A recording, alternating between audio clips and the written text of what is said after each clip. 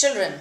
Our children are our greatest jewels, tomorrow's heads of state, teachers, authors, inventors, leaders, and the future guardian of our planet Earth. So, it is our duty to protect them and make sure that they grow up and become who they want to become. However, we ever so often hear about child abuse, which is basically physical, sexual, emotional mistreatment or neglect of a child by any act or series of acts of commitment or omission by a parent or any other caretaker that results in harm, potential of harm, or threat of actual harm to a child.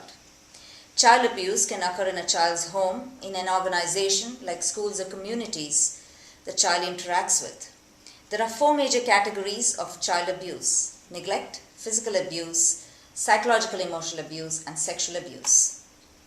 Child labor is also a form of child abuse, and we do see this in very many countries like India, Pakistan, and many other developing countries including China. You'll be shocked. A report of child abuse is actually made every 10 seconds. Very young children are incapable of verbally communicating the harm inflicted on them. Other factors such as fear, guilt, or confusion about the abuser's erratic behavior may also hinder young children from informing on their abuser. Girls, more often than not, are likely to be abused than boys. Approximately 75% of sexual abuse is inflicted upon little girls. I read a survey recently, which is done across Asia, which has revealed that majority of the people are hiding behind a wall of silence and are shirking from telling the truth about child abuse for the fear of bringing dishonor to the family. The findings are based on interviews of 500 respondents from Bangladesh, India, and Pakistan. And this can probably the results that were on the survey, I think, can be extended to a larger part of society in these countries. More than 300 respondents rated sexual abuse of a child as having the most negative effect on family honor, or as we in Hindi call it, izzat. And then, which is followed by physical abuse and then emotional abuse. So instead of talking about the problems with the authorities, they would prefer dealing it with the child itself. All these dogmas must be condemned as unacceptable, and people must be urged to tackle the problem openly rather than avoiding them in the name of family honor. After all, by keeping mute, the victimized family would protect the wrong people in the community. And instead of finding a solution, the problem would be further aggravated. Further aggravated because typically boys who witness any abuse during their childhood or face violence during childhood generally become perpetrators of domestic violence and violence against women in future. In Asia, many times school also emerged as a key place of violence.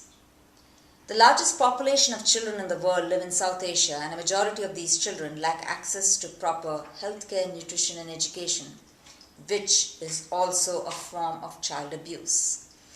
This reflects the socio-economic reality of the developing countries of the Asian region. In countries like India and Pakistan, there's a very good percentage of population which are less than 18 years. And of a significant majority of these, the mere act of being born healthy, surviving until the age of 5, escaping malnutrition, going to school, and staying out of child labor appears to be a big question mark. Merely signing up international treaties to protect the rights of the child will alone not do. Each state must honor its humanitarian commitment to our future generation. Who are these child abusers? Perpetrators of child abuse are most commonly parents. Yes, parents. In fact, parents are estimated to be the abusers anywhere between 77 to 80%. Adults using drugs, abusing alcohol, and those with psychiatric disease, for example, depression, impulse control disorders, are also likely to abuse children. While children of families in all income levels suffer maltreatment, research suggests that family income is strongly related to the incidence rates. Poverty clearly predisposes to child abuse. That doesn't mean that people in the rich, amongst the rich, there is no child abuse. It's just that the incidence rates are probably higher the lower the income. It's important that child being abused is provided a safe environment, and many times therapy is also required to enable a child to come back to terms with normal life. Therapy is absolutely crucial, and I think this is probably a neglected fact in many parts of Asia. Therefore, what steps can you and I and each of us as part of the society take to stop child abuse or prevent the same? A support group structure is required to reinforce parenting skills and closely monitor the child's well-being. A visiting home nurse or a social worker who's qualified. Visits are also required by these people to observe and evaluate the progress of the child and his or her caretaking situation. Children's school programs regarding good touch, bad touch, regarding sexual abuse can provide children with a forum in which to role play and learn to avoid potentially harmful scenarios. Parents again should make sure that their child's daycare center is licensed and has an open door policy regarding parental visitation.